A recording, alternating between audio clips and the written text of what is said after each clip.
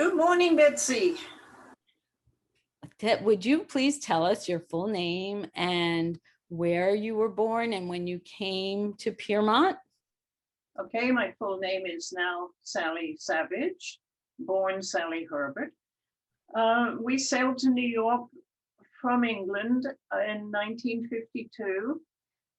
We lived in the city for 3 years, my parents and me, until I got married and my parents returned to England. We already had some Rockland friends, and so for a year we rented a little house in Grandview. In 1956, just before my second son was born, we bought the 1989 four-story handyman special at the top of Orchard Terrace. It was perfect for raising my kids, Pete, Will, and Kate, and had a sweeping view of the Hudson. I remained there for 55 years, although we did spend 2 different years in England during that time. It was pretty quiet in Piermont in those days. Okay, let me share screen and we can start with the photos. Okay. This is just a photo showing how different it looked then. Now, by the way, most of my photographs were taken 70s, 80s, and 90s. And that's what you won't see any 90s today because there was too many pictures. So that's one of them. We lived at the top of Orchard Terrace. The top right was our house on Orchard Terrace. But I want you to make note of the steepness of the street that we would then come down, called Hester Street. And make note of the little boathouse at the bottom, right at the bottom of the street, because I have a story for you.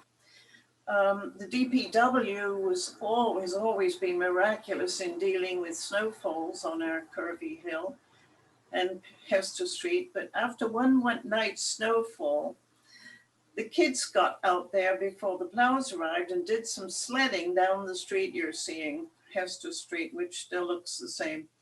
One boy who lived in the corner house at the bottom, opposite that boathouse, couldn't stop before sliding right across the river road and into the Hudson, perilously steep. Luckily, no vehicle was passing.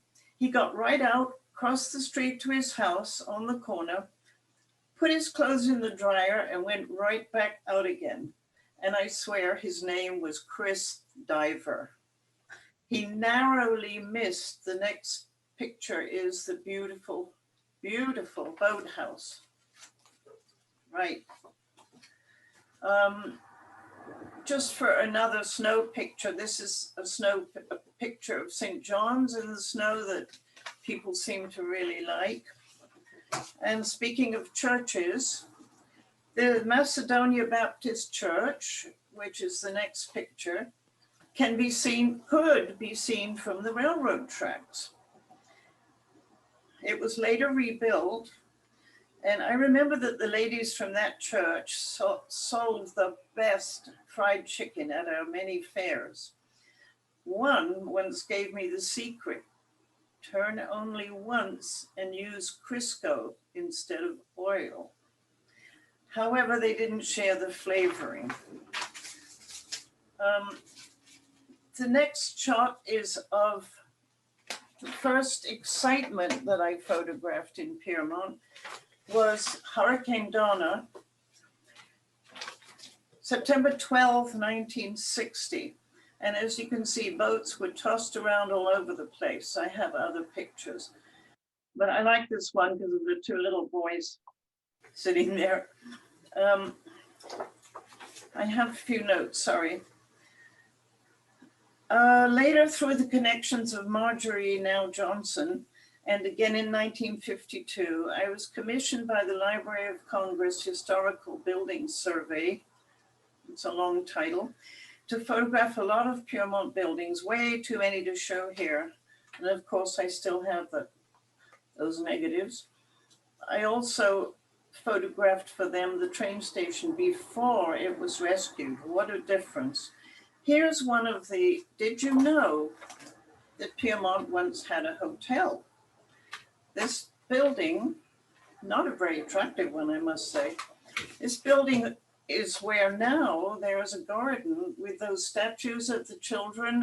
One of them is they're rescuing a cat from a tree. Okay, so next comes the Hudson Terrace School. I had to show that because so many of our senior citizens will remember that well. And the next one was when it came down. So I have been accused of photographing things coming down. In my hand, which you can't see, I have a picture of the Gare Tower. I also was there when that came down. So it's kind of a fun reputation to have.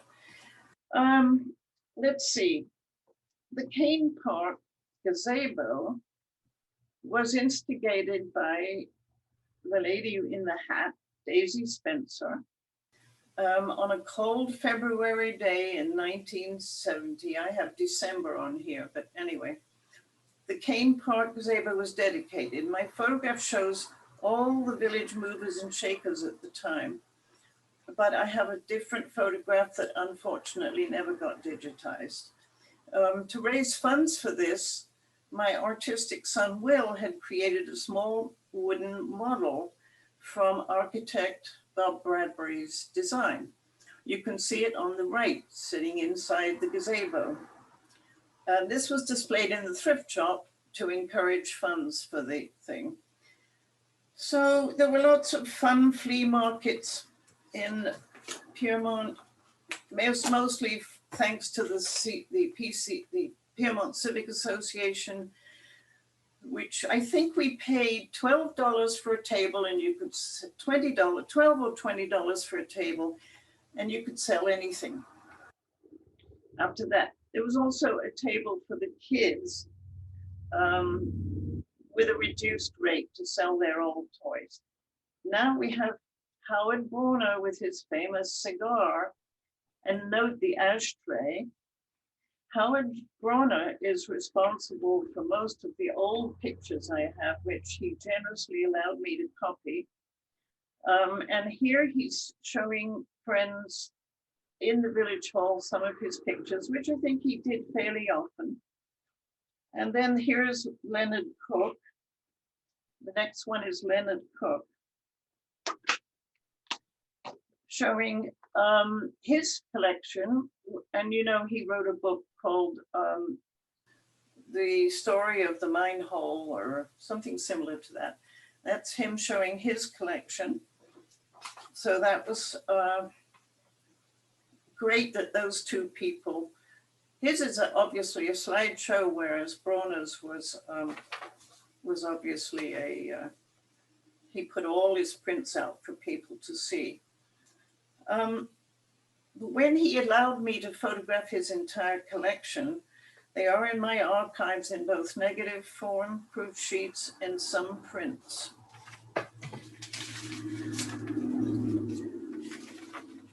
Here is Howard Brauner again. Next picture. Now this was the National Bicentennial, 1975. Great excitement in Piermont when the bicentennial wagon train came through town. This is a shot of Howard Brauner on the left. Something's very wrong with this photograph. He does not have a cigar in his mouth. And you of Piermont people know Howard Brauner always had a cigar in his mouth. I don't know whether he was afraid of damaging the flag or what. And beside him is Mimi Bryan, who was Piermont's only female mayor so far, as far as we know. Got a color picture of that event. I have a color picture of the wagon train pulling up to town hall where there was a big group of people. I have obviously many more pictures of this event. The reason I put this one in is that I was literally in tears. when they painted that Montesano building yellow. I cried. But what's interesting about this wagon train, and I don't have the information about where it came from and where it was going to. I believe it came from Massachusetts and was heading to Washington, which would make sense. Mayor Mimi Bryan had arranged for all the folks on the wagon train to be fed and to sleep on rented cots in the village hall. So the next, there's one more. Is there one more of this? I don't believe so. No. Okay, skipping to 1986, the Hagstrom Map Company put our beautiful creek on the map, so to speak. My photo has a small boat loaded with children that came along exactly at the right time for me to get it photographed for them, and it is on the cover of their Bergen-Rockland Atlas. Some time ago, next picture. Okay, this is of interest to the library, I hope, because some people in the library may not know that this happened. For the library's 100th anniversary, Tom Grunwald, who was president of the Friends of the Piermont Library, requested that my Piermont photographs thus far, plus historic prints from the Brona collection, which I had printed, be made into a standing, even traveling exhibit. This was to celebrate their 100th anniversary, the libraries. 4 of us volunteered to put it together. Artist Paula Madawick designed the display, Davis Crippen wrote the captions, and Tom Dow of Grandview, the son of a famous Democratic politician, John Dow, built the folding panels. They were 6 4x4 foot, backed up. So you see 3 here, and behind those 3 were 3 more. And so it was an enormous effort and an enormous display. Pastor John of the Dutch Reformed Church let us borrow his hall for the final layout of these panels, which we stuck the pictures down there in his church. And finally, it all came together. We were very excited. It was very heavy, however. And there was a woman in town who had a truck, and she was the volunteer who moved it from one place to another, which was fantastic. And I'm sorry I don't remember her name. After being shown in various places in the park, and of course, the village hall, it also went to the Orangetown Town Hall for a while. But after a while, the display became too cumbersome to move around easily, and sadly was disassembled. Dave Gerhardt, not that long ago, displayed the panels for a while in his big windows, but now they are in my cellar. I asked Betsy to be sure to let me include some of my unforgettable characters from my growing up in Piermont. In a sense, I grew up there. And I couldn't possibly leave them out. So here are some unforgettable characters the old timers in Piermont will remember. Of course, inevitably, some friends and heroes are missing from this collection, such as Bob Samuels and many others. So here is the character, is the Hudson Terrace Library cat, a non-paying tenant who felt quite entitled to sleep across the magazines and newspapers. Someone may remember his name, I hope. Davis and Cynthia Crippen and Judy Miller are with him. Next is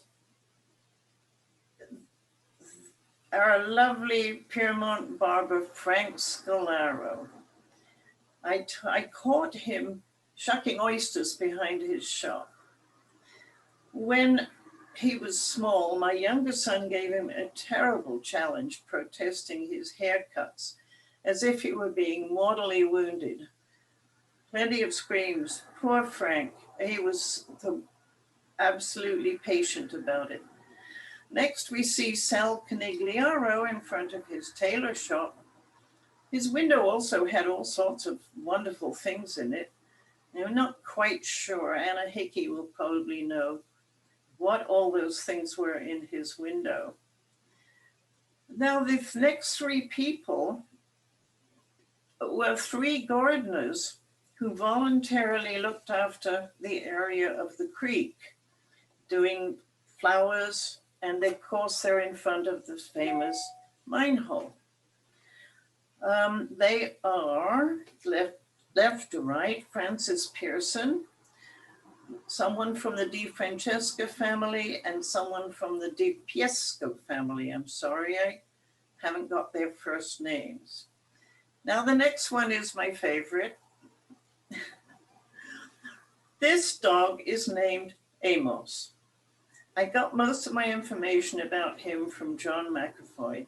He is outside the former Crackerbox Tavern, which you'll recognize is now the, I believe, still Spanish shop, Spanish restaurant. Amos is definitely included in a famous Piedmont character. And as you can see, he stole bread early in the morning from the nearby restaurants. He was a big fluffy thing. He belonged to somebody named John Marchese, but he lolloped happily around the village, especially spending a lot of time with an Otto's gas station, where Dave welcomed him, but definitely a Piedmont character. And I caught him at that. Okay, the next one is 1984. Piedmont was very serious about some issue involving something called PUD, and I believe it was Piedmont Urban Development, possibly. Someone will correct me, I'm sure. So Americo Bo Di Francesca. At this controversial meeting, to his left is Catherine Smith, another village powerhouse and trustee, and just past her, reading notes or taking notes, is Bo's wife, Anne. Next, we have famous George and Emma Walter, who owned the Piedmont liquor store. George had some good stories, no names, of course, about debtors, especially in Sneeden's Landing. Sorry, Palisades people, but that's the fact. Where he made many deliveries. He even, I think illegally, cashed checks for customers when the banks were closed. And he accepted checks for liquor, which I'm not sure was legal. But I love this picture of them. They were great people.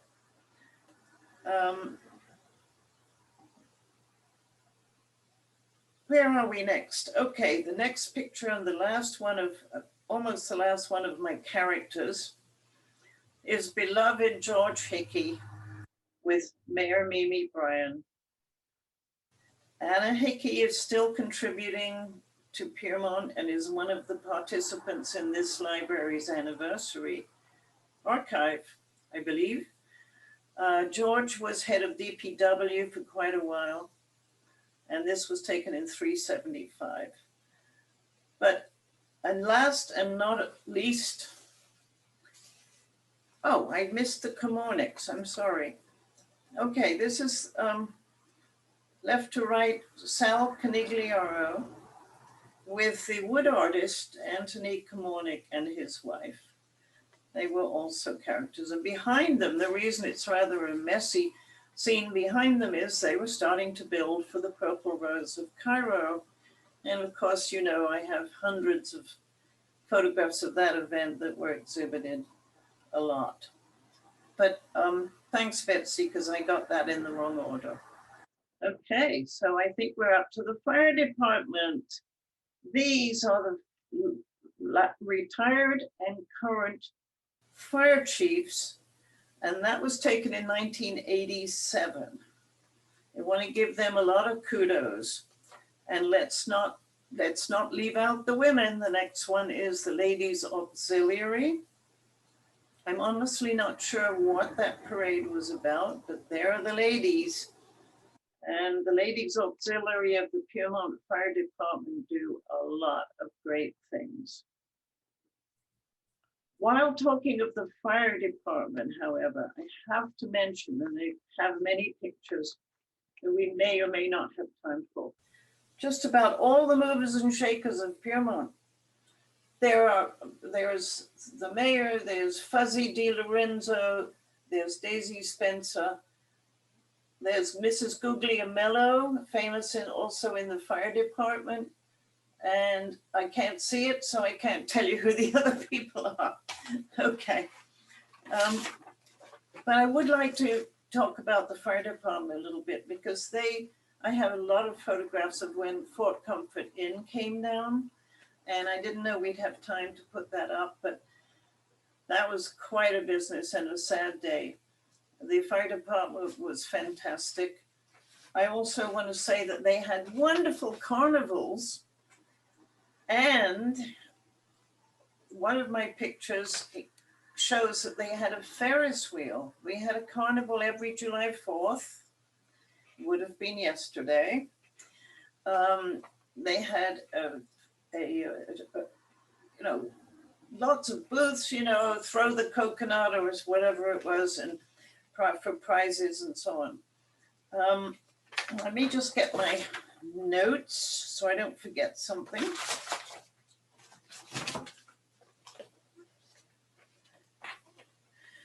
And I don't know when the water rescue division of that started, but it certainly, living on the Hudson, it certainly was a very important addition, and we'll find out sometime when that was instigated. Very important. I do have a picture of a fire department event where you can actually see the Ferris wheel. Okay. So other than that, if we're coming to the close, because I believe that I want to credit Dan Sherman for digitizing all my pictures, or we wouldn't be here this morning. Did a fantastic job a few years ago for a different event, and included all the dates and all the captions in the digitization. So thank you, Dan. And I really look forward someday to showing way many more, because I don't know why I took so many pictures all those years. I think I really had a book in mind eventually, but the technology, as everybody knows about me, defeated me. The technology defeated me. Of course, Betsy's doing books, wonderful children's books, and just about everybody but me would know how to launch into making a book, but that hasn't happened. By the way, over my left shoulder, you will see a lot of pictures on what is called a press sheet. A press sheet was my postcards I produced in 1985, before the postcards were cut up. So you might be able to spot that behind me if I'm not still on camera.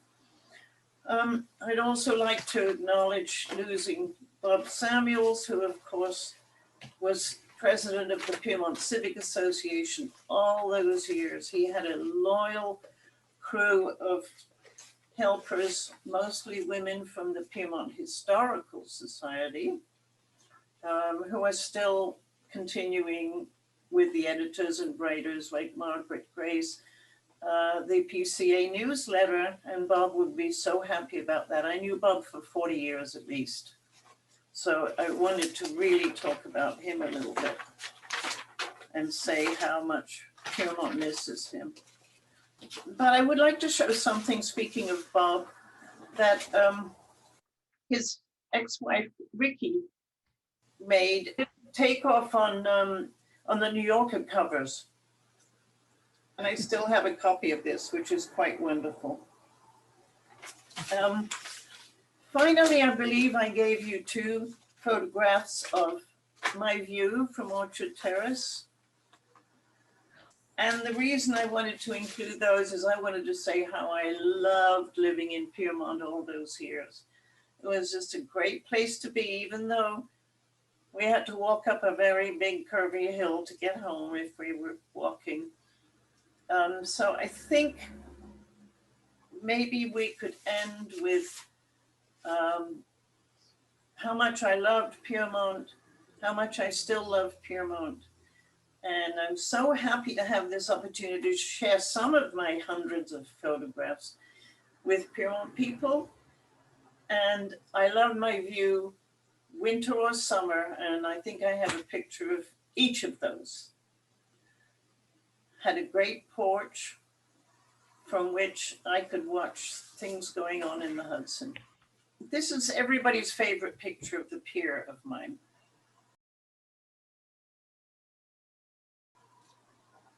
It's just a nice quiet picture of the reeds in snow. Well, the purple rose, that's another story, yes. 1985, it all came down. I had many exhibits after that, and I still have 6 frames of photographs of that if anyone ever wants to borrow them. Possibly the Village Hall might like to have them. It was a lot of fun.